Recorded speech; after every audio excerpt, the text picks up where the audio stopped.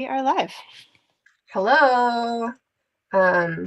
Welcome to our second annual NaNoWriMo kickoff party. We saw you guys already saying hello in the chat, dropping in where you were from. If you haven't done that yet, you can definitely do that.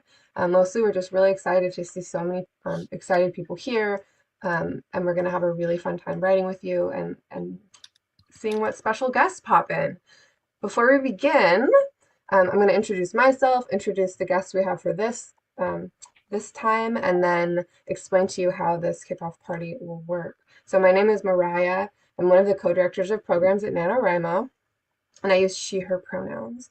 And I'm trying out a fascinator because we said it's the day after Halloween, so I thought I would be fancy, but I don't really know how to wear one, so You're pulling it off. feedback welcome. Feels like there's like a bird just sitting on the side of my head, like a tiny bird. But I guess that's what fashion is, you know. And then I'm here with Tim and Wendy. Tim and Wendy, do you want to introduce yourselves? And Catherine, sorry. Catherine's producing, so she's going to pop off in a second, but she's also here. Okay, do you want to introduce yourselves really quick? Sure. Hi, everyone. I'm Wendy. My pronouns are she, her. I am a long-time nanoer or RIMO, and I'm on the NaNoWriMo community advisory team. I've got my candle. It's aged page. Smells just like old libraries. So that's like my writing candle. And yeah, I'm happy to be here. Woohoo! Yay! I'm Tim. I'm one of the other program directors over at Nano HQ. I use he, him pronouns. I have not written a thing today yet, so looking forward to doing more of that. Yep. And I'm Catherine. I'm the communications manager. And I logged on and saw Mariah's very cool fascinator. And I was like, ooh, I should also put on a hat. So I also put on a hat. My pronouns are she, her, or they, them. And I had to come on screen just for a minute because I have Blobby here. And Blobby really wanted to be a part of this party. So yeah, this is Blobby. It's been so long since we've seen Blobby. He's made some appearances in virtual write-ins. Okay. But yeah, he's been hanging out at my house while the office has been closed. So hey, I'm so glad you could adopt him. Yeah, for the time. Thank you. Okay, so I see people saying hello. A lot of people want your candle, Wendy. So I do too. And before we get started, I want to explain a little bit about what we're doing today and why we're here, which you guys are like, we're here to write. Duh, it's November 1st, like let's go. So I know that, and I'll be quick. It's also the last day of our Double Up donation weekend. And let me see, where am I going to say this? Okay, so maybe you don't know this, but we're a nonprofit. We're almost entirely funded by participants like you, which is really cool because it means that we don't rely on big donors or grants. We just get to rely on our community, which is, you guys are really, really great. This is a big 3-day weekend of fundraising for us. We're trying to raise $190,000 by the end of today. And that used to be $165,000, but we got to raise our goal because you all really showed up and we already met that. So currently we are at $182,000 of our $190,000 goal, which is amazing. I don't know if we've ever been so far. I don't know. I don't remember, but this, like, we're so close to meeting even our new goal. So if you donated, thank you. If you haven't donated yet and you'd like to, we'll make sure that the link is in the chat and in the description of the video. Today is kind of a cool day to donate because if you donate $25, you get the $50 gifts. If you donate $50, you get the $100 gifts. And any donation of $25 or more gets this special enamel pin, which is super cool. We do a special one every year. There's also really cool hourly prizes. If you donate $10 or more at any time within the hour, you can win that hour's prize. And you can give as many times as you'd like. So this next hour, the prize is 2 writing journals from Unique Journal Gifts. And the hour after that, it's 2 leather pen cases from Galen Leather Company. And there's a lot more hourly prizes today. You can check them out on that page that we'll link on below the video or in the chat. Also, if you donate $10 or more today, we'll qualify you to win today's grand prize, which is one of 5 masterclass subscriptions. Which, like, I followed this like rabbit hole of like, I was like, oh, masterclass, what do they have? So I was looking at it before this started, and they have so much. So pretty much anything you're interested in, you can learn. Okay, so we're also trying to get to 140 million words today as a worldwide community. That's our creative goal. And right now we are at 80 million. So let me do that math really fast because I already forgot. 140 million, 80 million. So we need 60 million more words. So if you haven't updated your word count yet today, please do that. And hopefully we'll write a lot more during this kickoff party. So the kickoff party, like I said, we're going to have over the next 2 hours, we're going to be doing sprints together. I'll give you some prompts. You can use them if you like. You can ignore them if you hate them. The most important thing is just to be writing together. So not checking your Instagram, not worrying about your to-do list, but just using this time to just set aside for your creativity because you really, you deserve it. And it's November 1st. It's a creative holiday. We'll also have some different Nano staff popping in and out and different community advisory team members like Wendy. And at the end, it'll be 4 o'clock Pacific time, so in 1 hour, wherever that is for you, we'll have author Emma Kress, who's going to pop in to do a prompt with us and give some writing advice. And their debut novel just came out, so I bet she'll have a lot to say. All right. Whew. That was a lot, I know, and I'm sure you're getting antsy to write. And so maybe we can get started. Let me just double check to make sure there's no huge questions in the chat.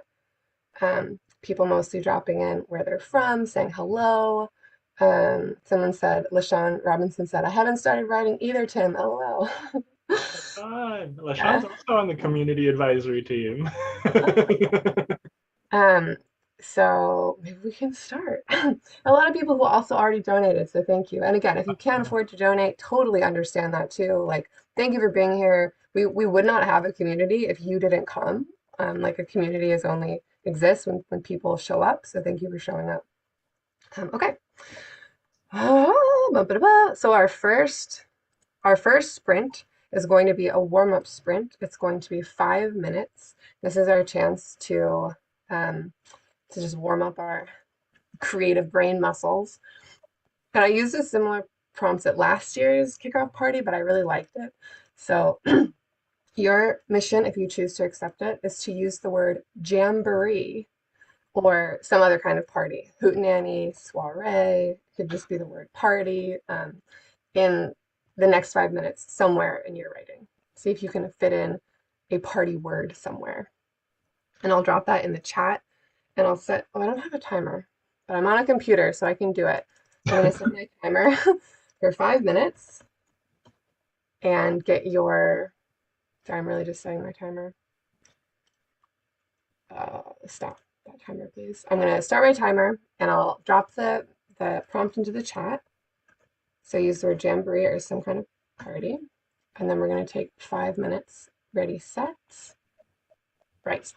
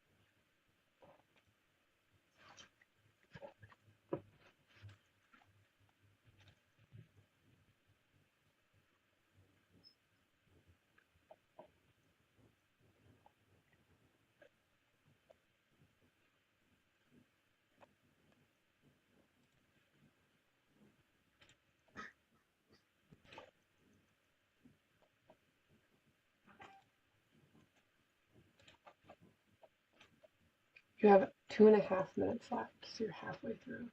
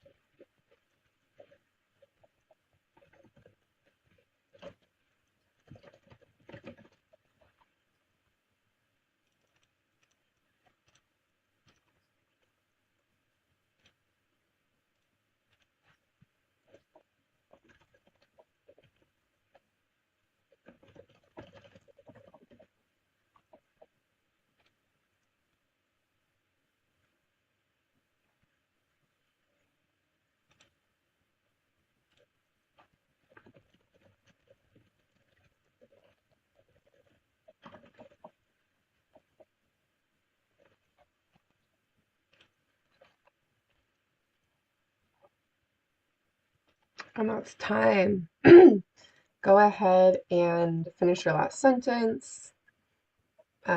Drift out of the world of your dreams to the world of reality, which is always really hard for me. And if you'd like, you can drop in the chat how many words you wrote. You could drop a favorite sentence if you'd like, or you can also drop an emoji to show how you're, to describe your feelings about NaNoWriMo right now. Maybe it's a thumbs up, maybe it's an elephant for some reason, maybe it's that dancing lady. You choose whatever emoji. And while they're doing that, Tim, Wendy, how'd that go for you? Word count, favorite sentence, emoji to describe your NaNoWriMo feelings right now? I feel like my favorite emoji to describe Nano in general, I was gonna say I have a couple. One is like the mountain. Oh. It was like a mountain. But then also when writing gets very tough, I think of the smiling emoji with a single tear. I feel like that sums up my feelings a lot when I'm struggling, but it's okay. I really like that. I really like those emojis. I think the one that my favorite emoji just for life in general is that person who's going like you can't quite tell if they're happy or sad, but you can tell they're like a little stressed out. That's me. But this year I'm doing okay with Nano, so it's more like a person who's doing that wobbly smile, like like it's pretty good right now. I thought of that one too. Yeah. I think my go-to was the upside down smile. Oh yeah. Like, I'm doing it. Yeah. Very applicable. That one's a really good one. Tim, do you want to share? I can pull some from the chat. Sure. I got 139 words, which is pretty decent for me. Yeah. I feel like I used to joke when I was in more virtual write-ins that like I was a perennial member of the under 100 word club. Every sprint, no matter how long, I would not be able to crack 100 words. But so this feels like a good start for me. Charlotte Taylor is sharing my that emoji face. So shout out to Charlotte, who knows what it's like. Oh my God. Laura Lynch put in a little dabbing emoji. Isabel Lesage did the party emoji with like the party hat and the woohoo. So that's pretty exciting. Sorry. Ferraro Law PA put in the detective emoji, which I think is pretty interesting too. I see the rocket emoji. I like that one. Like rocketing to your words or to your plot. A couple other people who shared my face one. Oh, Ria Angelica did like 10 of those upside down smileys, Catherine. Me too. That's amazing. And Ryan Flowers says, fired up, yo! So I love all this energy. Yeah. Author Emily is relating to you, Tim, on a spiritual level right now. Nice, we're vibing. Nice. I'm glad to see so many like positive, excited people. And then also, if you're feeling a little bit like, ooh, that's totally okay too. And honestly, at some point in the month, I feel like everybody feels like, ugh. So if you learn how to manage it now, like you're really on track to being a writer. I feel like being a writer is 90% just having that feeling and then keep going. So once you know how to do that, like you're set. And we're going to do another prompt in a couple minutes, but just wondering if you have any advice, Tim or Wendy or Catherine, for people who are feeling like the nerves in the beginning, who aren't feeling so much the party emoji yet. I think that's so legit. I mean, like, so, I said at the beginning, I haven't written at all today yet. So definitely feeling like a little nervous in that regard. But for me, the thing that like I always try, like whenever like someone I know is like doing NaNoWriMo for the first time, I'm always like, you just gotta like those first few days, you just gotta like give yourself permission to not hit that goal and just like write what you need to write, because I think like it can get a little daunting sometimes to be like, oh my gosh, 1667, I need to hit that every single day. And so if it's becoming something that's like making you lock up or freeze up, and just like don't want to, and making you not want to actually try it, you just got to be like, all right, you know what, forget that. I'm just going to write one sentence today and be like, that's my goal. And then you sit down and you like get yourself in the chair and you start writing and you write a sentence. And then like more often than not, like you write a few more, and so I think that's the thing of just like really like whatever you need to tell yourself to show up. I think that would be my advice. Yeah, that's really important. Just one sentence can turn into another, even if that one sentence says, well, I need to start this. I'm not kind of speaking from personal experience or anything. My husband listens to a lot of podcasts and he was listening to one about habits. And I was like, oh, tell me everything you know, because we want to form writing habits. And he said, the first step is you got to make this step so easy that you can't really not do it. Like instead of going for a run, you make the first step putting on your shoes. And then if you go for a run, great. But if all you do is put on your shoes, like you did it today and that counts. And that's kind of the opposite of this 1667 thing. So if you need to set other goals for yourself, like Tim said, I think that's like scientifically proven to help build habits. Oh, and Sushi, do you want to say, so people in the chat are already saying hi. I told you we'd have some special guests today. Sushi, do you want to introduce yourself and your pronouns? We just said our names, our roles, and our pronouns, I think. Sure. I am Sushi Must Write. You can call me Sushi. I've been doing NaNoWriMo since 2002, so this is my 20th year. Oh my goodness, that is it blows my mind sometimes. My pronouns are she, her, and I don't really have a goal this year. That is still up in the air beyond maintaining that 20 win streak. Pretty good goal. We're about ready to start maybe our second prompt. We might be saying goodbye to Tim if you or you could stay, but you didn't sign up for it. So thank you, Tim, for kicking it off with us. Also, I'm also gonna disappear. I'll still be here in spirit, but this was really funny, Catherine. This is where I am right now. I am gonna pop off, but it was so good to see everybody, and happy NaNoWriMo, and thank you for helping me get 130 words. Bye, Tim. Happy Nano. Tim, update your word count on the Nano site. That counts. I know. I'm gonna do that right now, actually, right after. Nice. Okay. So for our second prompt, we were going to add a couple more minutes to it. So we did 5 minutes for our first prompt. Maybe we'll do 8 minutes for the next one and then 10 minutes for our third. And this prompt, I was thinking about Halloween yesterday because we had a lot of trick-or-treaters, which was really fun.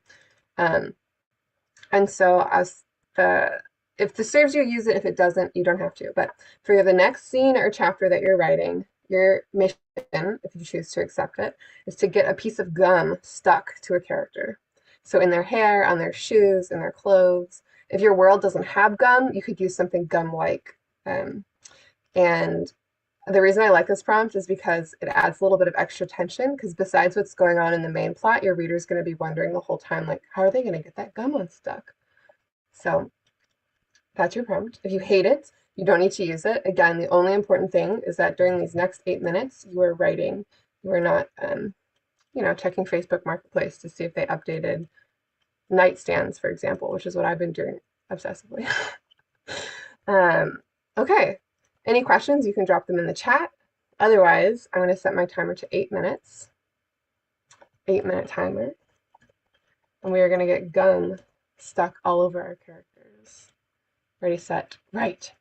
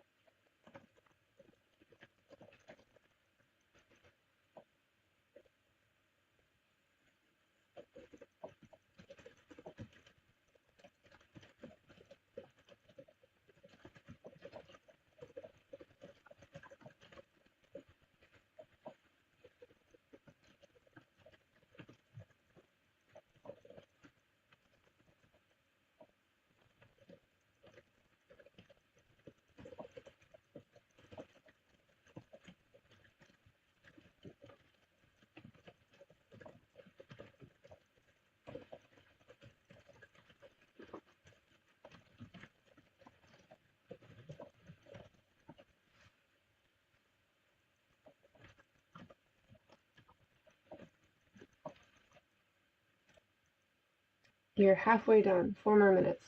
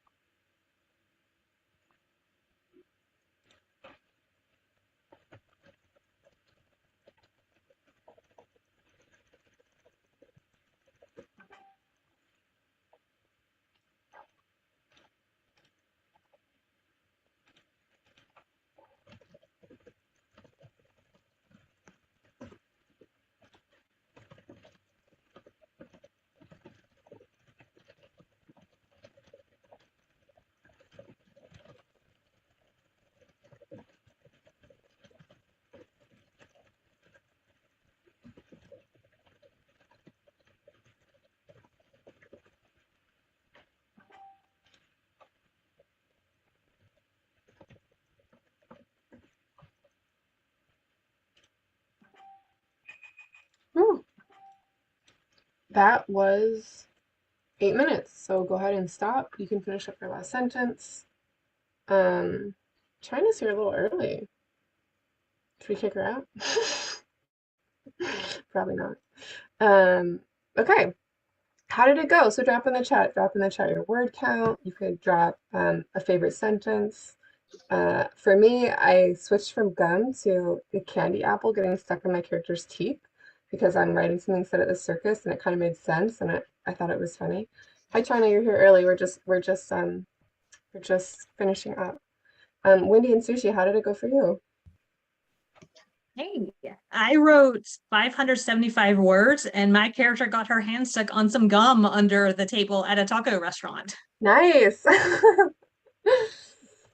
So she's currently washing it off and I don't know what she will discover in the bathroom. That's so exciting. I love it. 500 words. Woohoo. I'm part of Tim's sub 100 club. I never really write in a sprint. Wendy, what about you?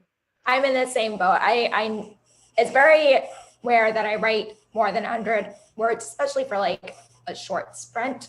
But I did manage to stick gum in there. It works well because I'm writing middle grade. So kids, So much gum.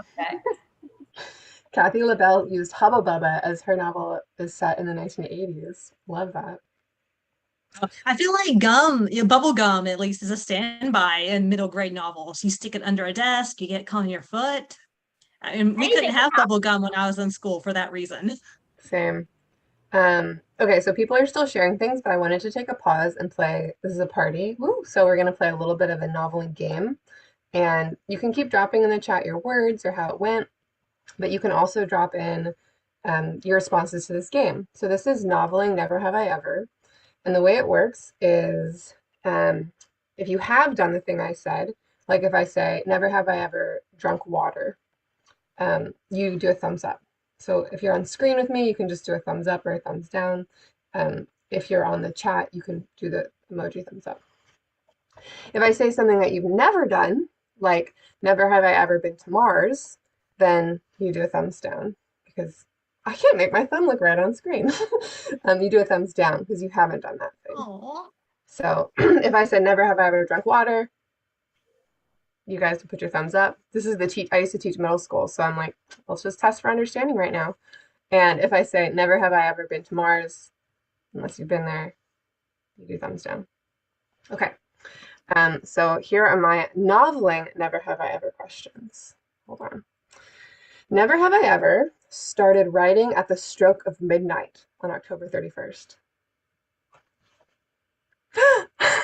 Wow, that's Oh, wow. I did that this year, in fact. That's my tradition.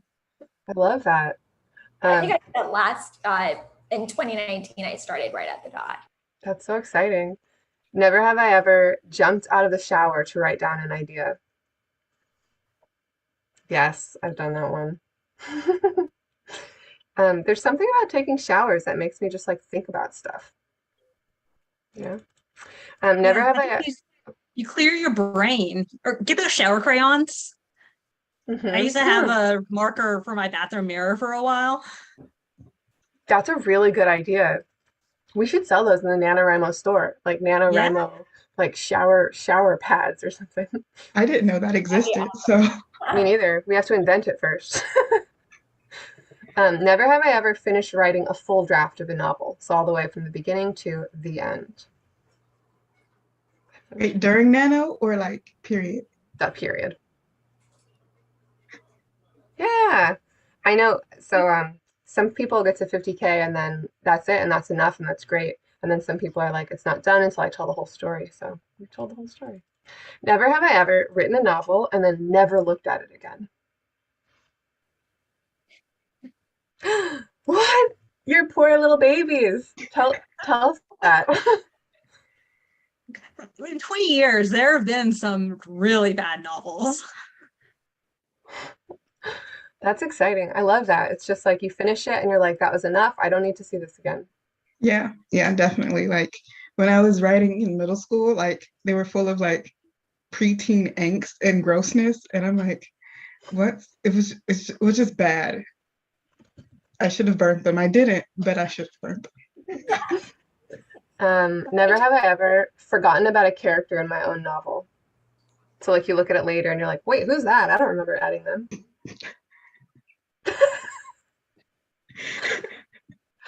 Wow. Yeah. I definitely, I'll see names. I'm like, Rusty. I don't think there's a Rusty in this novel, but they were there for like a scene and then disappeared. Okay, this one I added because I do this all the time. Never have I ever held an imaginary interview with myself. You know, like you put yourself with Terry Gross talking about your novel, or like you imagine like yourself talking about your process. I do this all the time. Oh yeah. Not all the time, but every now and then. I don't know what it is, but like sometimes I'm like practicing or something. Okay, and then the last one is never have I ever won NaNoWriMo. Yeah, I've only won it once though. So this and can so be your number 2, right? Yeah, that's good. I could do that. I tend to do it. I tend to be a Nano rebel. So like, even if I meet my goal, like one year I set a 30,000K goal because I read on the YWP site because I started as a director there. And then, so I met that goal, but I didn't count it but I should count it. So anyway, my question is, so we have like a couple minutes before we're going to do our next writing prompt. And I was wondering if all of you, and like Sushi, you just said you've won like 20 years in a row. So I'm wondering if you guys have advice, like your best advice for winning NaNoWriMo, if that's what people's goal is. Because it's okay if it's not your goal too, but if it is your goal to hit 50K in a month, like what kind of advice can we give? This may not be helpful for everybody, but the reason I have a candle, which I've mentioned earlier, is because I did this back in 2019 where I would have one specific candle that was my writing candle, and I would only burn it when I was writing. So I would sort of like condition myself to get in the writing mood when that candle was burning. And for me, that's basically like what helped me in 2019 when I won, because anytime I burned the candle I used last time was apple scented, I like got into the mood. The other thing that helps me is writing sprints. That's cool. I love that ritual. I used to invert my screen, the font, so it'd switch from normal background to dark background, yellow font, and that's what my cue. I was like, now I'm writing. So little rituals. I love that. China, Sushi, do you have any advice? I tell people in my writing circle this all the time. Even if you're like editing while you write during Nano, don't delete anything. Like do a strike through or put it in a different, in a different page, like in a different file or whatever. Because I mean, even if you're not gonna use those words in the final like first draft, you still wrote them, so you should still count them. I know a lot of people who are like, oh, I wrote like 100,000 words, and then I ended up deleting like 60,000 of them. I'm like, so I only had 40. I'm like, no, you wrote 100,000, so you should count it. So I just tell them not to delete anything during NaNoWriMo. Julia Peterson said almost the same thing in the chat. You guys are vibing on the same wavelength today. I love that idea. Sushi, do you have any wisdom to impart to us? I feel like saying this to mere mortals. I could talk about this for the rest of the video, but since I can only choose one or two things from the moment, I will just say, have a community, like have someone to cheer you on. This is not something to take on alone. Here's a little known secret. I was so close to quitting my first year. I think I reached 25,000 on the last week. And for some reason, I thought I'm going to quit. I'll never do this again. And I don't know what overtook me, and probably the fact that I had told everyone I'd known as a prideful 15-year-old at the time, and now you can do the math, but that I realized I don't want to admit to everyone I know that I didn't finish NaNoWriMo. So I used that Thanksgiving week to write about 25,000 terrible words and reach the finish line. And that involved, the forums. It involved back then an AIM chat room. So make some friends. Go on the forums, on Twitter, your regional community, if you have one near you, or if you don't, there's probably an elsewhere for your geographic vicinity. And find someone else who you can cheer on, and then they can cheer you on in turn. And you can get to that finish line together. I love that. That's so inspiring. In addition to stuff like people are dropping in the chat a lot of appreciation for the things you suggested. Carly Feldman also said pick a regular time to write if possible. That's been something that's really been useful for me. Because then I put it on my calendar. It happens every day. I have to do it. I really like that. Someone else didn't give advice, but did want to know if your hat was sushi themed. Elise is asking you. And yes, it is in fact a sushi hat. A past ML of the San Francisco Peninsula region actually knitted this. Whoa, that's really cool. That's really, really cool. I just had someone said something in the chat and that reminded me. Sushi, you're talking about community, and we're offering a lot of virtual events this month, more than we've ever done before. So there's stuff like this, like the party and the virtual write-ins, but we're also offering like 6 yoga plus word sprint sessions. So you can find those on our calendar. Those will be on Zoom. we're offering different like meetups on Zoom where people can write together. So that is such good advice, and I want to support people in finding that community, because you're right. And then Hannah says Pomodoro timer really worked for them. So more really great advice too. So setting a timer, 20 minutes of writing. Cool. It's 3:43. We have our special guest Emma Kress, author Emma Kress, coming in about 15 minutes. Oh, and that's right, Wendy, we're saying bye to you.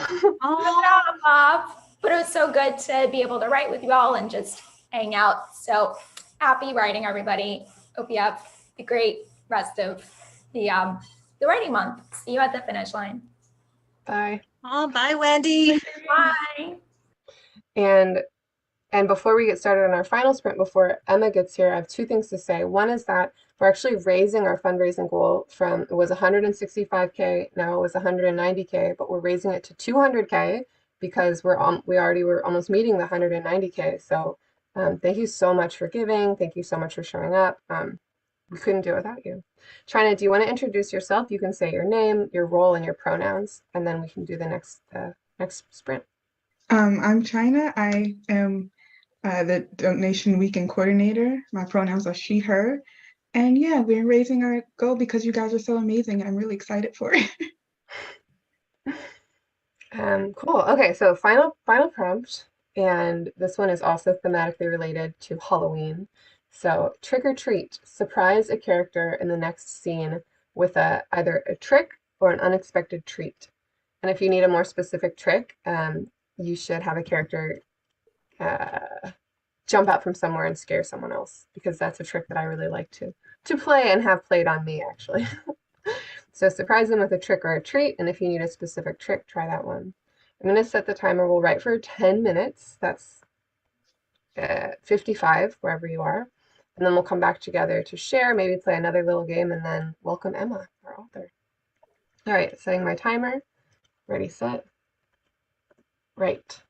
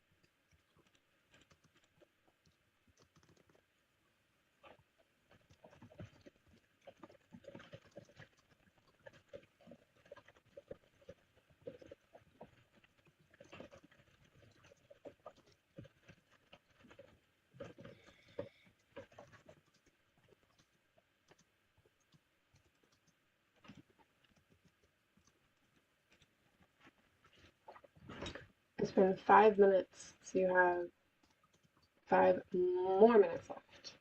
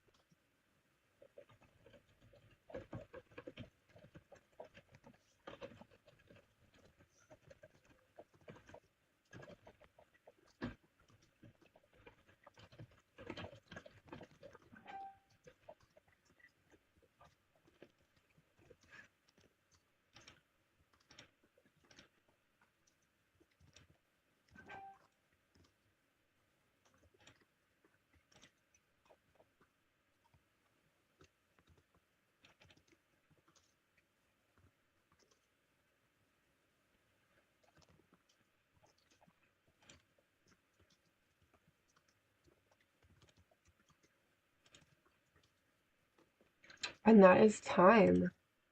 You can go ahead and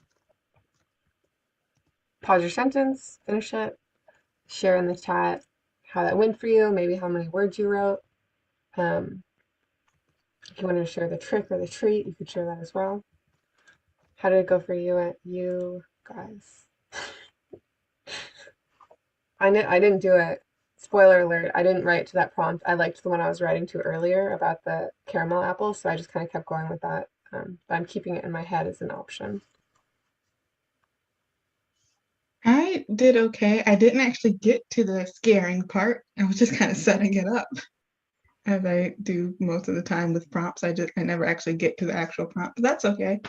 250 words, which isn't bad for a 15-minute sprint. Nice. Sushi, did you write like 3,000, 5,000?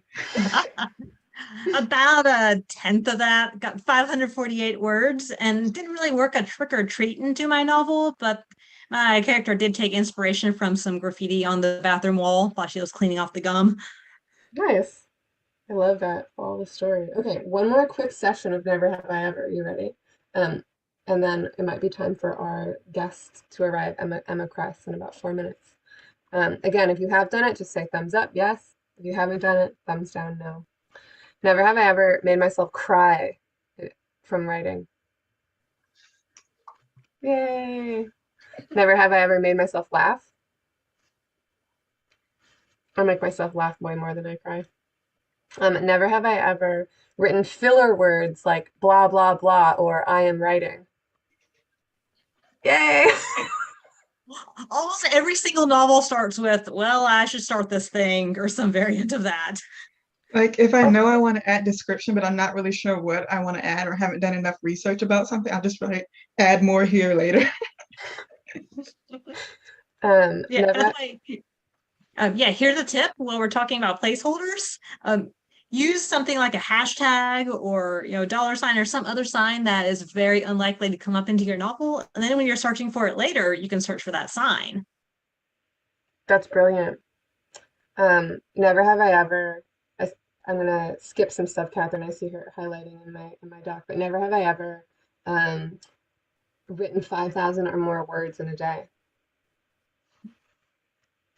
Okay, but I've only done it once. So, do you do it regularly? Last year I did do it pretty regularly. This year I think the most words I've written in a day was about 10,000. So. Oh, that's so hard for me. If you're like a slow writer like me and you're in the chat and you're like, how am I ever gonna do this? Like, don't worry, we're here, we're slow, we can do it. We just have to work a little longer. The only reason I did it was because I owed my CP 5 chapters and I hadn't written anything. So there's the power of a deadline. And then my last one is never have I ever deleted a draft and started from scratch. Yay, I have. But Sushi, you've never. That's so good. Okay, so here's my last discussion question that maybe you can give people a tip on, and everybody can. But do you have a tip to help people ignore their inner critic during November? Because I imagine that's why people would delete and start over, is because your inner critic is just like, this sucks, get rid of it, and you listen, which is the opposite. Do you have any tips for that? Yeah, just ramble on, even if it sounds terrible. That's how I keep pushing through. You can edit this later. You can edit this later. Even if you wind up cutting half the scene, the words are still there. It's like to use a rather gross analogy. It's like you're building a body, but you can't build the body without bones. Cool. I like that analogy. Yeah, I have no tips because what I try to do is just ignore my inner editor, like completely. I'll just be like, I'll take off my editor's hat and be like, okay, we're writing this month. We're not doing anything else. Like I refuse to go back and reread what I've already written in like November, which is something that, took me a very long time to train myself to do because I like reread a chapter, then edit like 3 times and then go back and start the next chapter. But I try to tell myself, ignore I act like what's written, I can no longer change it until December 1st. I have some Absolutely. People are sharing similar things in the chat and also different. So definitely like we're giving advice, but you've got some great advice from our community there too. One thing that I do is ignoring it doesn't quite work for me, but when I hear it, and then I have some rephrasing that I use. So it's like it tends to say the same thing, my inner editor, and so I have a thing that when I hear it, I say like the opposite thing. Like Like my inner critic will say like, your writing really stinks and no one's ever going to want to read it. And so I have a sentence written down that says, my writing has a lot of good qualities and I know that people like to read it, you know, or like I've made people laugh reading it, and those things are true. And I just, every time my inner editor says something, I hear it, and then I say this other thing. I have another voice in my head that kind of explains it back. So it sounds like cheesy, but it's worked for me. Okay. Oh my goodness. I see this one comment in the chat from Engineer27 asking, what if it's a no bones day? Well, then you're constructing some kind of animal that has no bones. I'm not a biologist. Someone tell me an animal without bones. Jellyfish. This is an internet joke, but I don't know it. But I know it's an internet joke. Right? So bones means it's a TikTok thing. Bones, it starts with the pug named Noodle, and apparently you lift the pug named Noodle, and sometimes it has bones. It looks like it's, you know, bones and has its, you know, stuff together, and sometimes it's a pile of mush and has no bones. Oh. So it's basically bones means you have your stuff together, and no bones means you don't. Thank you for explaining that to me. I did not know. So we have some new guests coming. I'm checking our schedule. Sushi, we might be saying bye to you, I guess. We are. It was great seeing everyone. And hi, Grant and Emma. Is there a place that people can, I feel like I want to tell people to follow you like on Twitter or something, because you have such great advice, you just have such a wealth of experience that I want to let people find you again. Yes, also follow Nano Word Sprints if you are on Twitter, and there's almost constant, you know, sprints from volunteers all over the world. Cool, that is also good advice. Thank you so much for coming and for inspiring. Happy writing. Happy writing, Sushi.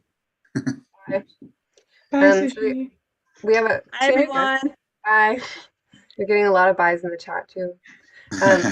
Welcome. So we have two new guests. If you wanted, Grant, if you wanted to introduce yourself really quickly, you can say we said our name, our role, and our pronouns, and then maybe I can introduce our extra special guest. Yeah, let's save time for the extra special guest. I am Grant Faulkner, Executive Director of NaNoWriMo. I go by he, him. I'm excited to write with you today and talk to Emma, our special guest. So Emma, I'm going to embarrass you and read your bio, your official bio. So Emma Kress is a writer and educator living with her family in Saratoga Springs, New York. She's a graduate of Vassar College, Columbia University's Teacher College, and the Vermont College of Fine Arts Writing for Children and Young Adults MFA program. She's a longtime teacher and was one of 4 finalists for New York State Teacher of the Year. Dangerous Play is her debut novel, and we for sure have that linked in the video description, and it sounds really cool. So welcome, Emma. Thank you. Thank you. I am so excited to be here. Thank you guys for inviting me to be part of this special night. I'm Emma Kress. I use she, her pronouns.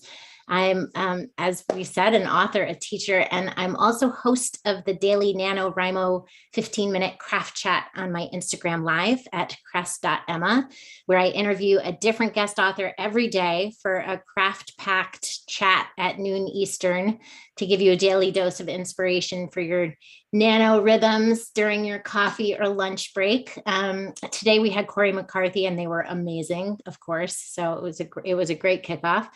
And yes, so Dangerous Play, isn't she pretty? It's the prettiest cover on the planet, I've decided. I'm totally not biased.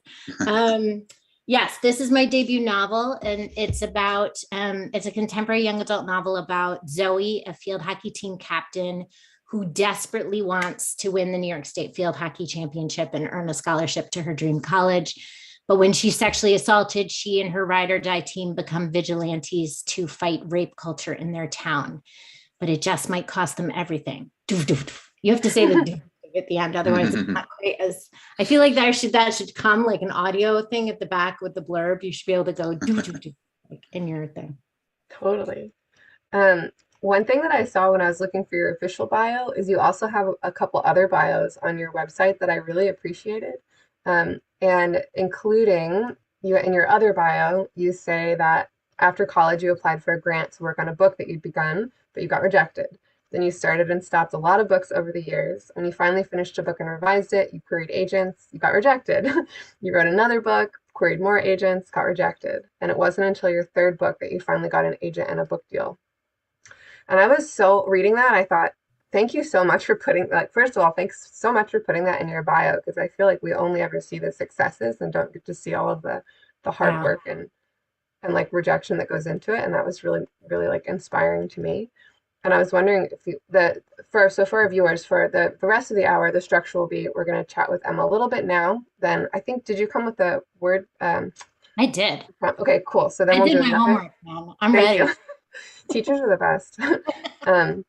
We're going to do another word sprint with Emma, and then we'll save about 20 to 30 minutes at the end for you guys to ask questions. So if you wanted to start dropping them into the chat now for her, you for sure can, and Catherine, who's producing, will pull them out for us. But before we go to the first prompt, I just wondered if you could tell our viewers like a little bit about what that's like, the rejection and like continuing process, because it sounds scary and hard. Yeah, it's long, it was long. And I spent, I'm in my late 40s, actually. I was about to say mid-40s. It's actually technically late. And I didn't start writing seriously until I was 36. And I wanted to be an author since I was 10. So those of you expert mathematicians out there will realize that was a lot of years, decades, in fact, of like being scared. And I think a big turning point for me was when I realized that I was writing because I love to write, not because I had to get published. And once I sort of transformed this idea of, Emma, you like this. Like I saw this in somebody said something about like loving to write in the chat. And I was like, yes, like that is the thing. Like you have to just sort of stay in this process and reminding yourself, you like this thing that you're doing. Right. And I think when you like this thing that you're doing, it's okay if it takes 11 years, like to get somewhere, which it did for me.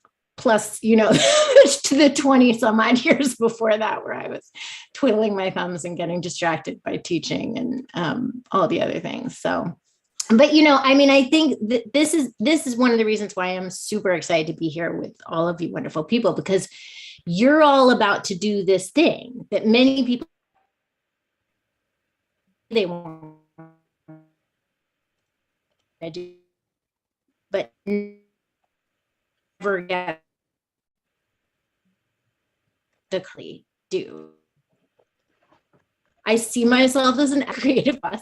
Putting words on the page is brave. And whether this is your first nano or your 100th or your first attempt to get all the way through to the end or your 100th, I love that this month, this year, you are prioritizing you and your creativity.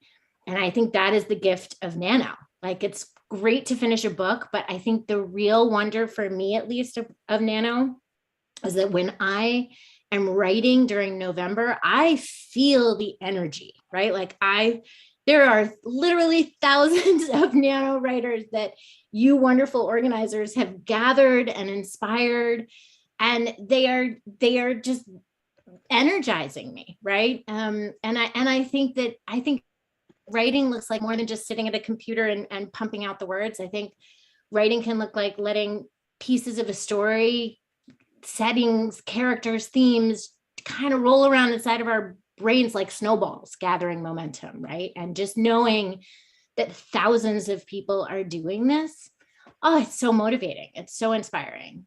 And like I tuned in at the beginning. How many words did you say Nano people have already done today? Oh yeah. So we have a 140 million word goal. And right now, the last time I checked, we're at almost 90 million.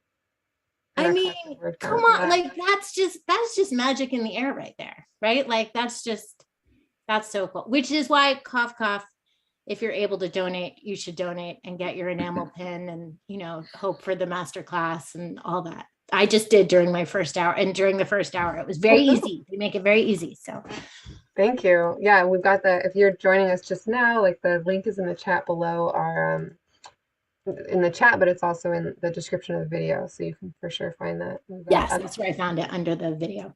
Thank you. Again, following instructions, I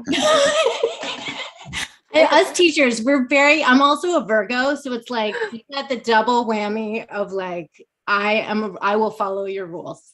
Okay, so I am also a Virgo, and I'm a former teacher, and I just feel like that's probably why I'm appreciating your your homework. Right here. Already, all the love. Yeah. Is there a curveball into the mix here?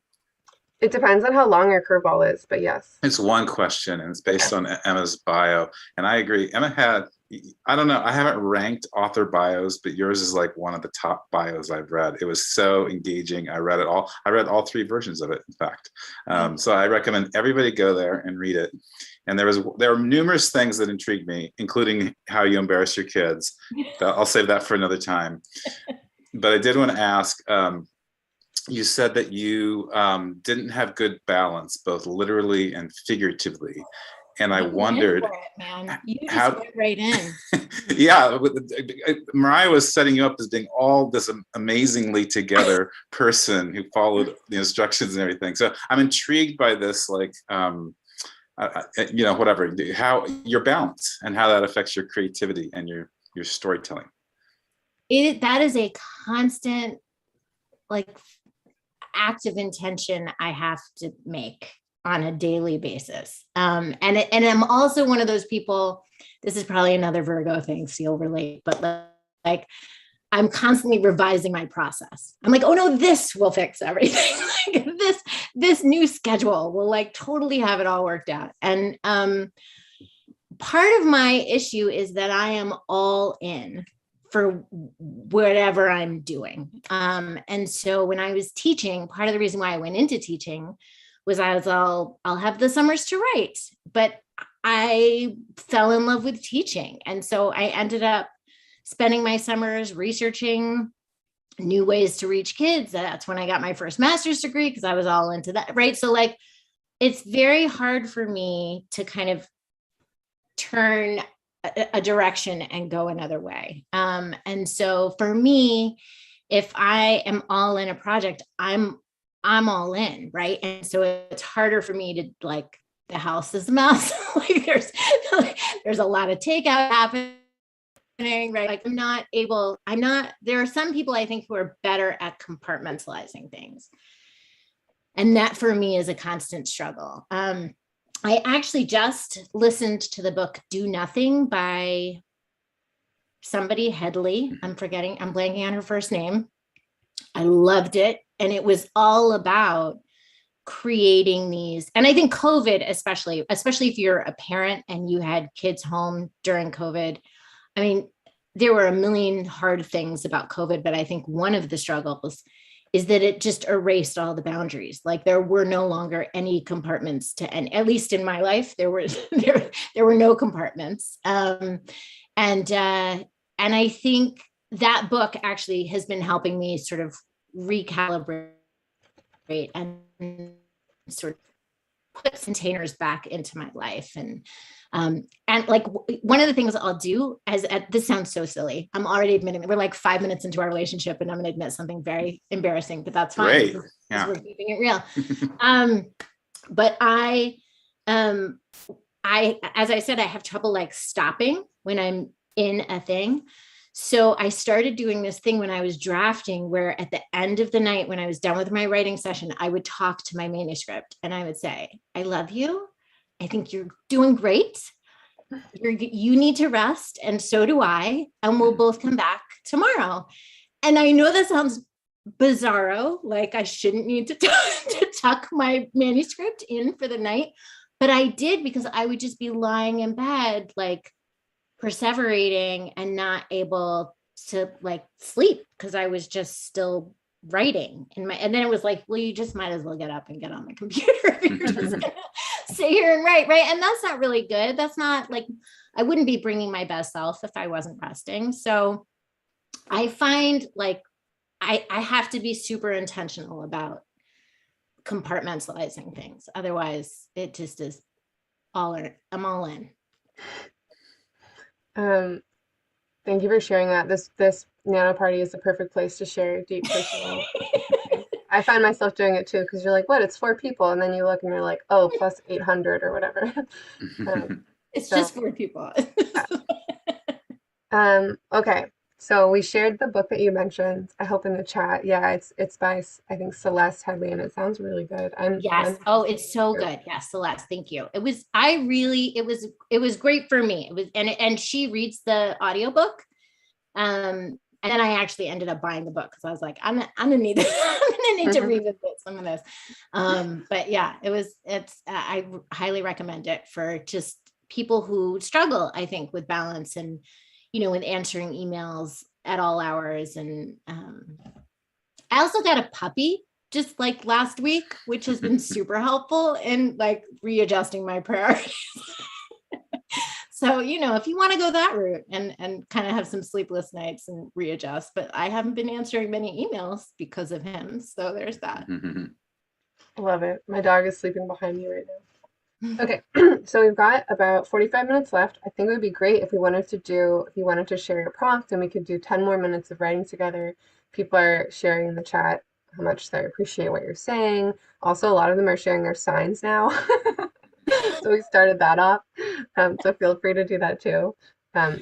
So Emma's going to share her prompt, and then we're going to write for 10 minutes together. At the end of those 10 minutes, I'll pause you, we'll come back together, and then we'll do some audience Q&A. So thank you for people who have asked questions already. Feel free to keep doing that throughout this time. Yeah, okay. And before, can I just put in like a little pitch for prompts before I actually give the prompt? Is that allowed? Am I allowed to? Totally. You can do whatever you want. It's our party. Yeah, it's your party. Prompt if we want to. When I was a beginning writer, I just wanted, like, I did not get prompts. I was like, why am I writing something that isn't going to end up in my manuscript? I don't have time for this. I was, teaching full time. I was the mom of 2 young kids. I didn't have time in my mind. And I have since understood how critical what I now call, thanks to my time at Vermont College of Fine Arts, sidewriting is. That sidewriting is so good, especially for my perfectionist self, because it is literally something I write off to the side. It does not have to be perfect. It does not have to be pretty. It has to be useful. And that is such a great reframe, I think, for when you engage with these prompts. It can be something that ends up in your final manuscript, sure, but there's no pressure for that, which again, for me was a really, really enlightening thing. So I want to do one of my favorite side writing exercises with you. So I want you to take the main character that you're playing with for Nano, and I want you to take another character that they have big feels for. And big feels can mean this other character is their lifelong nemesis or their 3rd grade crush or both. It's someone that your character has big feelings about, whether those feelings are positive or negative. So I'm going to give you just like a second to like solidify that big feels character in your head.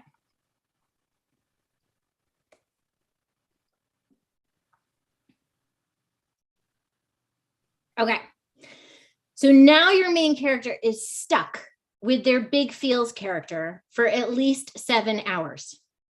They can be stuck in an elevator. They can have taken an Uber party car and the driver spontaneously combusted along with the tires and the keys, and but they're stuck, right? Like they can be on a plane that can't land, like a bad remake of the movie Speed.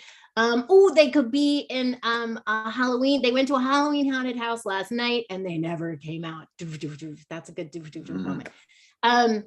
So it doesn't matter. It doesn't matter where they are, but they're stuck together. Write that scene.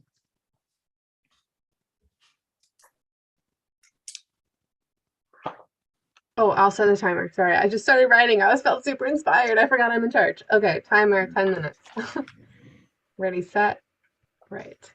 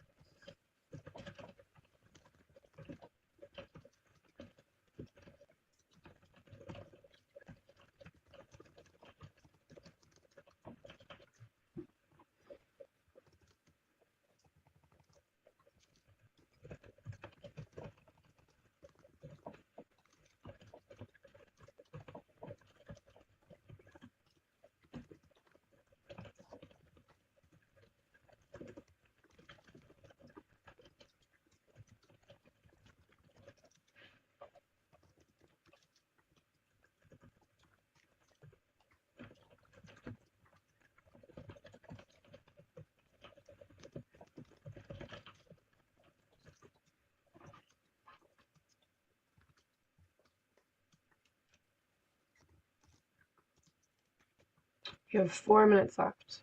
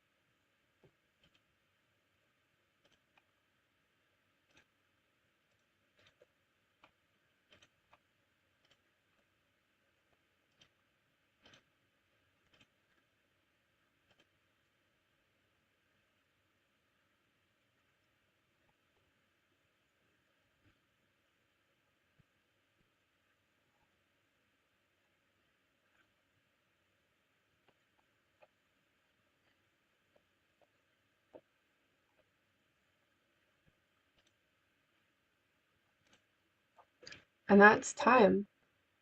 Go ahead and finish up your last sentence.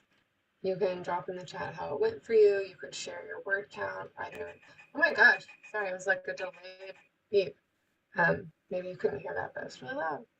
You can share how it went for you. You can share how many words you have, either these words or total in this whole session. Or you could even share a favorite sentence if you'd like. I wrote 224 words, which is more than I normally do in a prompt. I really liked that a lot. And the idea that I was like really released from the expectation of including it in my novel, even though I know that, like it was just really, yeah, super helpful. So thank you. I find it so helpful to just, and I write it to the side. Like I don't let myself write it in the manuscript, because then it's like, I don't know, there's different gears turning for, somehow, and it's a little more freeing. Look at all these numbers in the chats. I know. I love seeing it. Yeah, something about even just looking at looking at the official document kind of like shuts something down inside sometimes. So I love the idea. Our most recent pep talker, Tracy Dion, said that if you're stuck in the beginning of a writing session, you can do 250 words of fan fiction, like in another doc, where you just write like an episode of, I don't know, Bob's Burgers or something, or like a favorite, because it really releases you from the expectation of it being important, and it just like warms up all those things. But I really liked this prompt. So thank you. Yeah, that would actually be fun too, to put your characters in Bob's Burgers. Okay? Like Bob's Burger, like they like go to Bob's Burgers and then see what, like, because again, you'd be getting to know your characters, but without the like obviously you're not going to put a Bob's Burger scene in your I mean, maybe you would, I don't know, you could change the name. It might be a copyright issue. Emma, do you write by longhand in other ways while you're writing a novel? Do you use it in other? I use it. So I have arthritis in my hands, so I have to type to actually get anything done in terms of like words and making them. So I'm not one of those people that can write the whole book longhand, but I do love to turn to the side and do side writing. I love to, I'm a big fan of big chart paper and big markers, and like getting on the floor on my belly like a kindergartner, and just like, because then you really can't be a perfectionist if you're like on like belly down with a giant fat marker, like there's obviously that's not ending up in your manuscript. So that kind of stuff I find very helpful. Just to share some stuff from the chat, James Foster says they wrote 283 words, and it sets up one of the most relationships in their story. I didn't know it would start this way until just now. Hillary McDonald wrote 192 words, and their main character was stuck on a broken down Ferris wheel with her crush, which I love. Ooh, that's such a good one. Yeah. Katika Summers wrote 365 words, and they got shipwrecked in a storm and ended up in a cave with Big Feel's character. Love that. Kathy LaBelle says, best sprint so far as the pressure was off. Really like that. Oh, that's great. Yeah, so good. Thank you for sharing that. Okay. China's leaving. Yes, I am leaving, but that was really helpful. Yeah. Well, thank you so much for coming. Thanks for running donation weekend for us. And thank you everyone in the chat if you've donated, and if you haven't, thanks for writing with us. China, do you have any parting words? Yeah, you guys are awesome. We like we said earlier, we were able to raise our donation goal.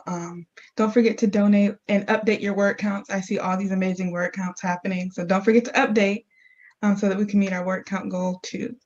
And good luck with Nano, everyone. Thank you. Good luck to you. Bye. Bye.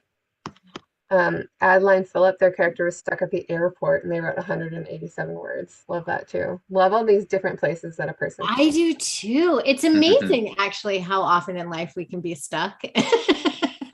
I think somebody should string together a whole novel of just characters stuck throughout the entire novel. Oh my gosh, that should be an anthology. Yeah, there you go. Stuck. You should do that, Grant. I'm feeling that. Do a stuck anthology. I would buy that. I would totally read that. I feel like it's yours. Okay. See, but then I'd be abandoning my current work because I'm all in. We've already gone through those.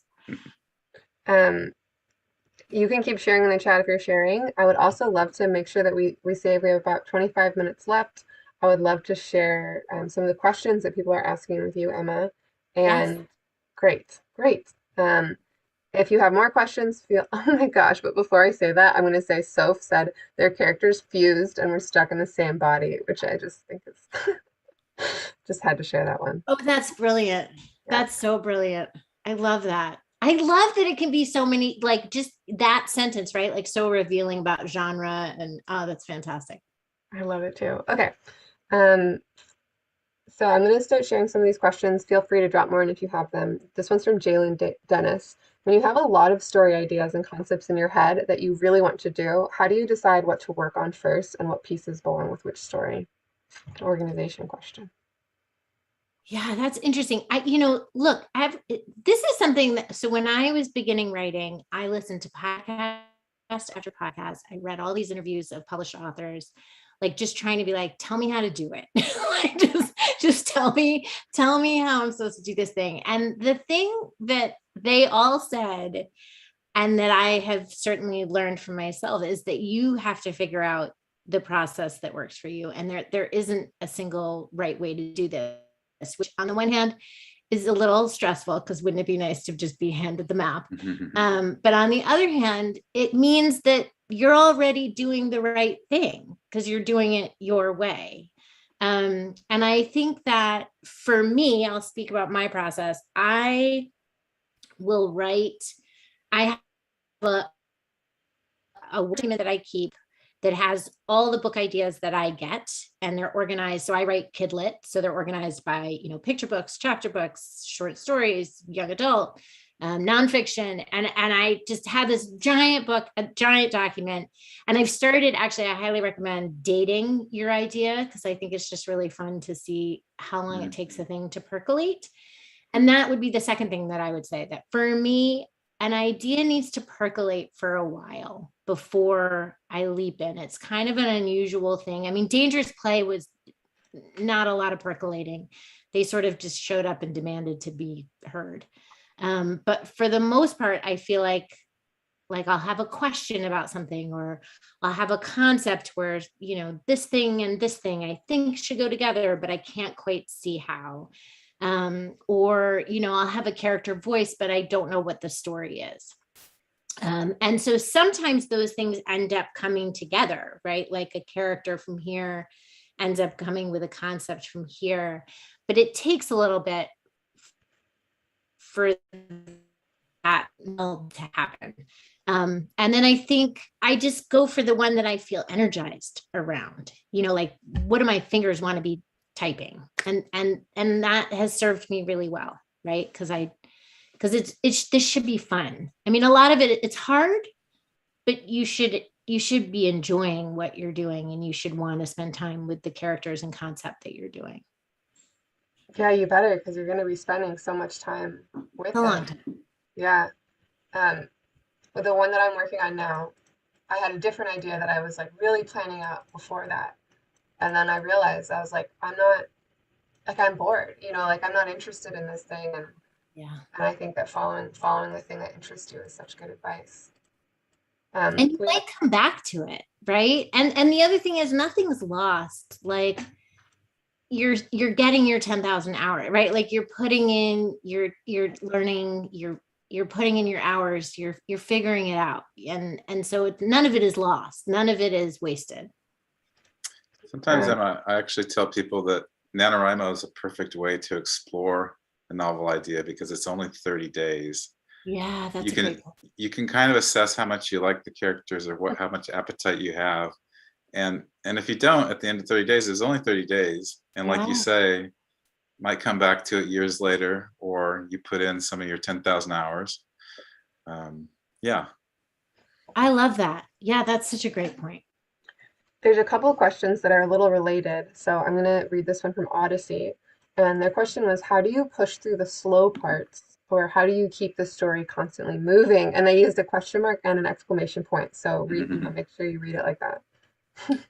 So I feel like there's a couple of different questions within that I want to pull out. So one is, so there are a lot of people, and I think Nano is just perfect for this style of writer, but there are a lot of writers who just want to write fast. That is their mission, is they write their first draft as fast as possible. I think Kate DiCamillo doesn't even use punctuation or spaces or something. Like, she just like puts it out, and some people call that the zero draft, right? To also take off pressure of it being, perfect or a good first draft. And I think that can actually be really helpful, because it just keeps you moving forward very quickly. And when you pull out to be like, now, why am I doing this? Some people really get disoriented and kind of can't find their way back in. But when I get stuck, I actually do like to pull out a little bit, and I like to, here, I'll draw it on here. I like to do what I call the 9 Box Brainstorm, which is going to be a super sophisticated drawing of 9 boxes. And I basically, oh, there's not 9 boxes. I'm really good at math also. But there's like, what I do with this is I will ask the manuscript questions and then I brainstorm in here. And so like, if I am at the climax, I might put climax here, and then maybe I'd put like a different character name in each of these boxes, and then just brainstorm as many ideas as I could. And I like to do this on my big chart paper with my big fat markers. And I brainstorm as many ideas as I possibly can for what each character is doing during the climax, to ensure that it's like a layered experience and it's not just the main character's journey, but that it's, you know, we're talking about everybody.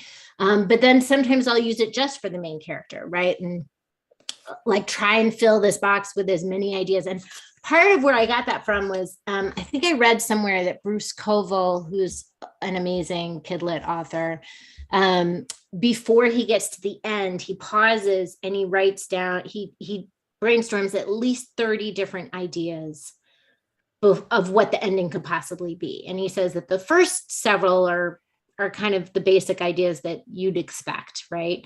But that once he gets into the teens, those ideas are interesting and different and original. And so this kind of forces me to come up with around, like, I give myself a rule that I have to have at least 3 ideas per box. So that's 27 ideas.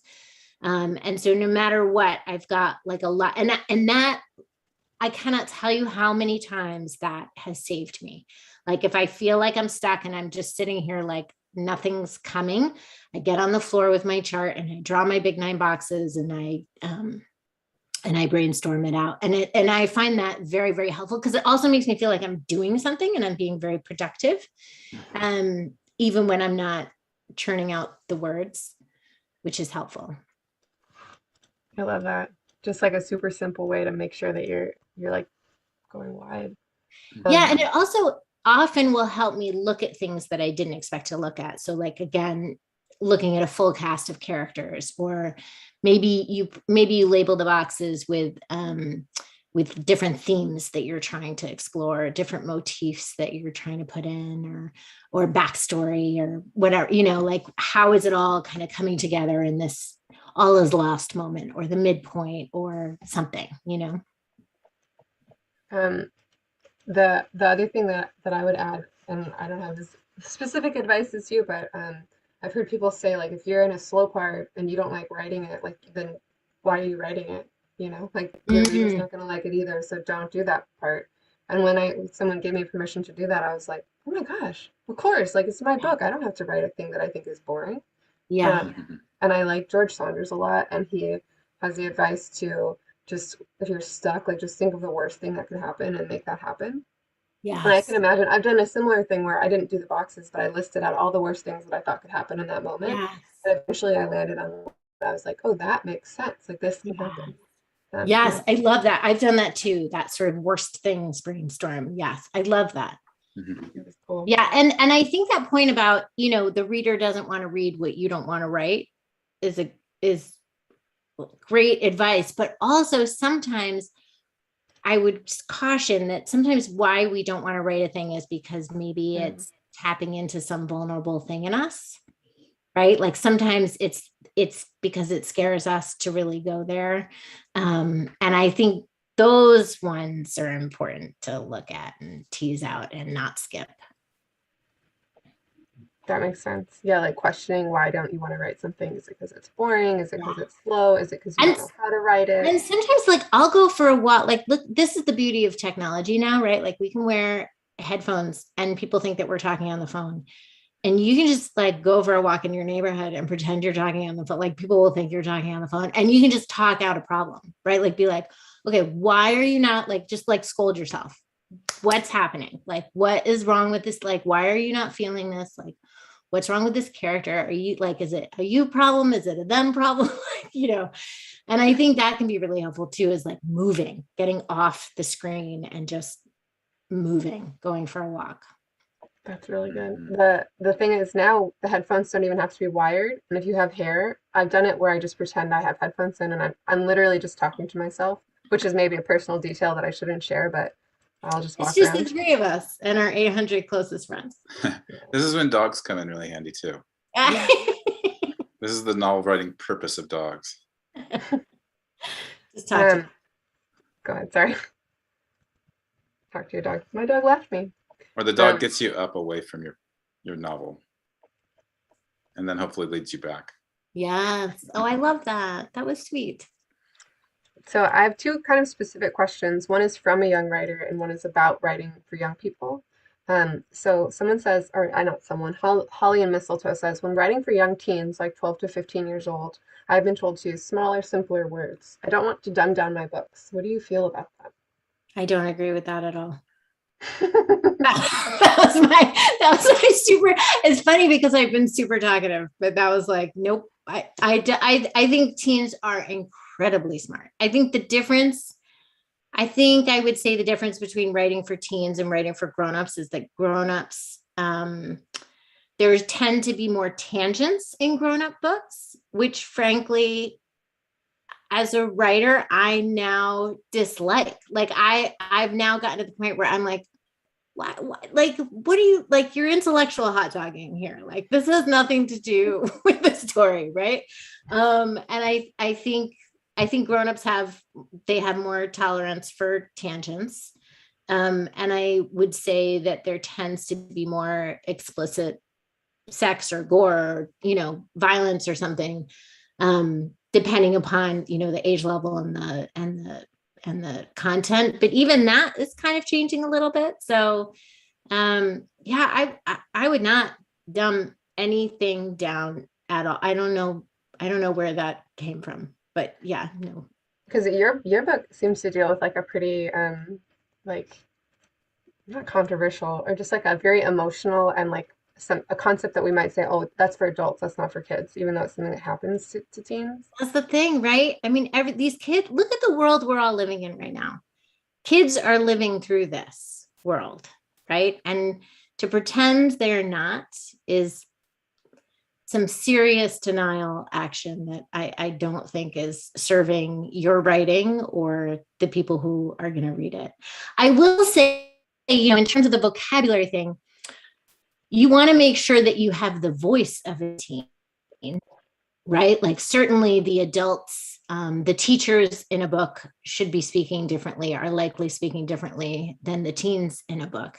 I remember reading Laurie Haltz Anderson said when she wrote Speak, she didn't have teens yet. She had young kids at home. So she would go to the mall and sit in the food court and just write down everything that teens said. To just get that voice. And I do think, I was a high school teacher, so I had their teen voices were surrounding me. But I do think if you are writing for a group of people and you aren't around that age, it does make sense to hang out with that age to try to grasp that voice. So that I do think, but that to me isn't so much about vocabulary, that's about authenticity, right? And I think if you go into it saying, I want this to be real, that's very different than feeling as though you're dumbing down your book. That makes sense. And then this other question is from a young writer who says, it's from Christopher Kohler, who says, what advice would you give to young authors? And I know that's a broad question, but if you had like to say 3 things or something like that, pick your 3 top pieces of advice. You're already so far ahead of me because you're here and you're listening to this and you're already being brave and doing this, right? Because so that would be my number one thing is like, I look back, like there was I wrote this in the bio that you guys were talking about. There was a creative writing class at college and you had to submit work to be in it. And I didn't submit the work because I was too scared. And now I look back and I'm like, what? was the sky going to fall down? Like, what was going to happen if you didn't get into the right? You're going to survive. You're going to keep going. I mean, I got tons of rejections, and I'm still here, and I have my book now, right? Like, that I get to hold up. So I think that, I think the first thing is to just do what you love. If you love to write, right? Like that's I think the first thing. And then I think the second thing is to read it a lot in the genre that you're trying to read in, but also in other genres and for other audiences. And I think that can be really useful. And then I think the third thing is to just be super nice to yourself. I think our inner perfectionist, our inner critic often gets hold of a megaphone, and it does not serve us. And you know, the world needs your voice. So, you know, tell your inner critic, tell your fear dude to get off the driver's seat, and allow joy and creativity and, you know, and like your own self-worth to drive your bus. Love that. Okay, so we have about 9 minutes left. I have a couple more questions if you're feeling good. We could take some breaks and stretch our fingers or like that if we needed to. But we have a couple questions about publishing, and I was trying to save them to the end because it feels like that's the end of the process, but I want to make sure we have a chance to answer them. So a couple people were asking, so Alamanda Mooney, their goal is to send their novel to publishers at the end of the year. I'm going to read both questions, then you can like pick which one. Okay. When I get rejected, which is like honestly like a pretty good attitude, because like we're all going to get rejected. Should I look into self-publishing or just keep trying with official publishers? And then Thea Goulas says, how do you know when a story is ready to start trying to get an agent? So we've got an agent question and a publishing question. Okay, so I'm going to back up a little bit and talk about the revision process, right? So I think Nano is really great at supporting drafting. Certainly all the Nano chats I'm doing this month are pretty much focused, with the exception of 2, A.S. King and Deb Coletti are both talking about revision.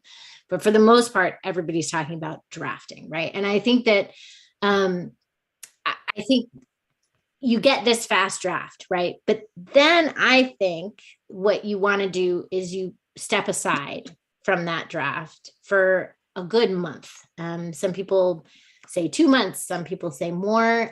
And what you can do during that month is that's when you switch to that other project that's been calling you, right? You can do something else. You can keep writing, you can keep generating. But it is important to get some distance from that story, because when you are in the writer brain, you cannot see the problems in your manuscript. You need to get into the reader editor brain to do that. So when I'm in my writer brain, I take a period off. So I'm doing this right now with a manuscript. And what I did is I sent it to my Kindle so that I could write anything, because I think I trick myself into thinking that's going to save me time, right? Like, why would I write this over here on this notepad when I can just quickly change it in here? And that, but the problem is that switches you from your editor reader brain back into your writer brain, and you need to stay in your editor reader brain. And so you have to do all the tricks that are possible. So some people print it out and change the font. Some people send it to, you know, Kinko's or Office Max or something and get it like bound so that they feel like they're just reading a book. I do like the Kindle, even though I don't like reading on Kindles. I can't write on it, and so that's very good for me. So I read that fast as though I'm reading a book, and honestly, I think that's such a gift to yourself, because I think that a lot of times we writers think we've taken things as far as we can, and we think we need outside help at that point. But in actuality, if we give ourselves a break, because we're good readers, and if we give ourselves a break and then we come back to it and stay in that reader editor brain, we actually can discover quite a few things on our own that we didn't need a beta reader for to find, right? And so I would say do that a few times, like a few cycles of that, where you're allowing that revision process until you get to the point where you really cannot take it any further. And then look, this chat is filled with critique partner possibilities, right? You send it to some friends that you trust. And as you grow in your writing life, you will get better at knowing which people are good for which kinds of manuscripts and for what reasons. And I think you do it really like at the end, because again, this is testing yourself as an editor. And I didn't do that for a long time. I used to just send it off thinking I was saving myself time. And I now realize that was actually wasting time and wasting good beta readers, because they were reading something that I could have fixed, right? Like that I was capable of fixing. And I think that's important for your own self development and feeling a growing competency. So I would do that first, and really, really make sure once those, so you've taken it as far as you can, then you send the beta readers, then you continue to revise. And then if you want to be traditionally published, the typical route, some people do get published with like an independent publisher and then they get an agent, but most people query an agent first, and then they're kind of the gatekeeper into that publishing world. I obviously chose the traditional publishing route, and there is a self-publishing route, and I think that there are pros and cons to both. My reasoning at the time was that I really wanted to become a good writer. My goal wasn't published. My goal was that I really wanted to develop as a writer. So I liked the idea of having an agent that would work with me and develop my writing and give me feedback, and then work with an editor who would work with me and develop so that, yes, we all work together on this book, but also like I'm walking away a better writer because of my relationship with my agent and my editor, which I wouldn't have had with self-publishing. And so that was kind of my end goal, was to be a better writer. I think if your end goal is to publish, and to like have control over your publishing process, I think self-publishing is a great route to go. So I think there's not really a right way, right? Like there's all these different ways that people can go. I think what's important is that you examine your own intention around your work and around the career that you want to have and around the kind of writer you want to be and what that might look like. Did I answer both? I can't.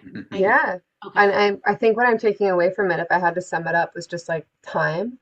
Like I imagine you finish a draft in NaNoWriMo. I mean, I do this. I'll do it with short stories. I finish the draft. I think this is the best thing I've ever written. Literally every time. I don't know why I fall for this every time. I think that's good. That's good. And then if I didn't do this next step, I would send it right away to try to submit. But now what I do is I send the draft to my husband. And then the next day, what I inevitably do is email him and say, don't read that draft.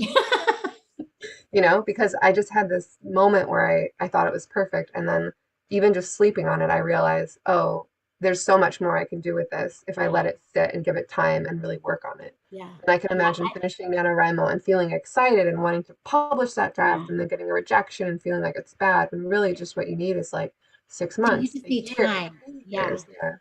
Agreed. And, I think for people who come to writing later in life, like I did, right?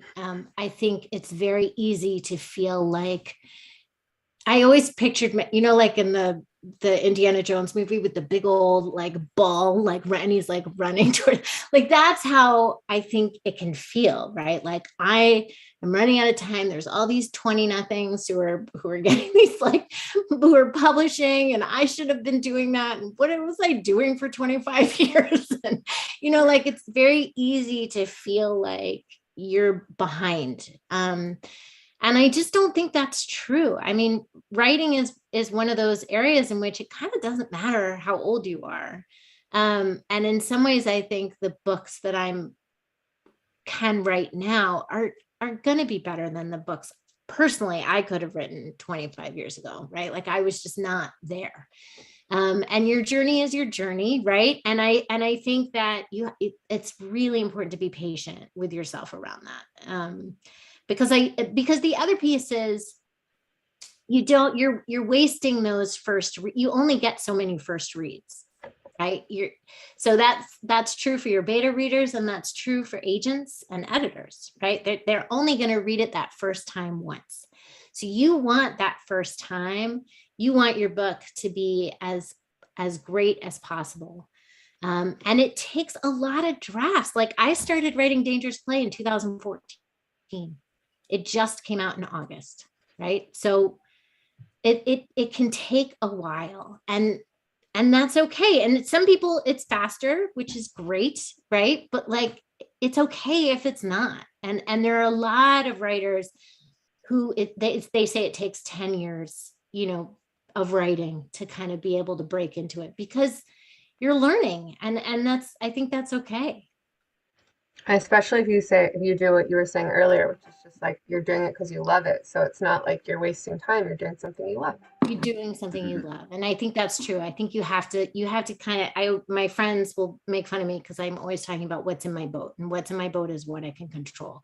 I can't control whether an editor likes it or an agent likes it, or it makes some list or blah, blah, blah. What I can control is how much time I devote to my craft and how much I enjoy this thing that I'm working on, right? And that's in my boat. And when I'm in my boat, I'm happy as can be, right? I love the boat metaphor, and it ties into you have to be balanced in the boat. Yes, I never thought about that. And I'm always talking about my boat. So now thank you. That makes me happy. Yes, exactly. And it's hard, right? It's hard to keep that. It's hard to stay balanced. Well, thank you so much for being here and for sharing your wisdom with us. I can give another fundraising update while we were just in this last hour. So with all of the matches that we've gotten today, our current fundraising total is $198,255, which is just about $2,000 away from our goal. So thank you so much if you donated. Thank you if you didn't donate. Thank you for coming and writing with us and sharing your novel ideas and your energy. And our collective word count goal is now almost 96 million. So we just need another 40-ish million. So update your word count. Everything you wrote today counts. I think Emma was responsible for at least 1 million words. Me too. I was going to say that too. Like that was a really good sprint. I'm sure. Yeah. That's very nice. Can that count for my NaNoWriMo? Oh boy, I'll have to look in the rule book. Definitely. No, that like any words you inspire, you can add to yours. I think that should count. I love that. Oh, this was such a treat. Thank you so much for letting me play with you guys and be part of this party. It was great. And you should buy her book. We have her books linked in our her website linked in the description of this video. Plus, follow you on Instagram to follow your. Oh yes. Do come to the Nano Chat. So there's a different author every weekday in November, and we've got like insane people joining us. Like the founder of The Onion is coming. I don't even know how that happened, but he said yes. And we've got real heavy hitters in the YA community, along with debut authors as well. So there's a mix of experiences, and it's just they're all smart and they're all great. So and it's short. It's like it's meant to be like your lunch or your coffee or whatever. Love it. And let me think if there's anything I'm forgetting. Donate, update your words, follow you, buy your book. Wear hats when you're noveling. I got my fascinator. Yeah. I didn't get that memo. I should have. Yeah. It's strangely a lot of people wear hats when they write during NaNoWriMo. It's just part of our lore, or helmets, or books. I like it. I like it. It's your writing hat. You're putting your writing. Yeah. And I think that's, I think for people that editor brain, writing brain, if you do that, get yourself a different editor hat, right? Like just be really intentional when you take off your writing hat. This, for instance, is my webcast hat. Not technically my writing hat. And I guess it's always hard to end these things because it's like I'd rather just stay here and hang out. Let's just stay. I'd rather just keep doing it, but I want to honor your time and everyone else's in the chat's time, and they're saying thank you and really appreciating all of the wisdom that you gave, and your hat too, Grant. They appreciated. So I guess I'll just echo that and say thank you. I hope everyone has a really amazing first day of NaNoWriMo. I hope to see you all again. Keep writing. Happy writing. Stay in your boat. Thank you.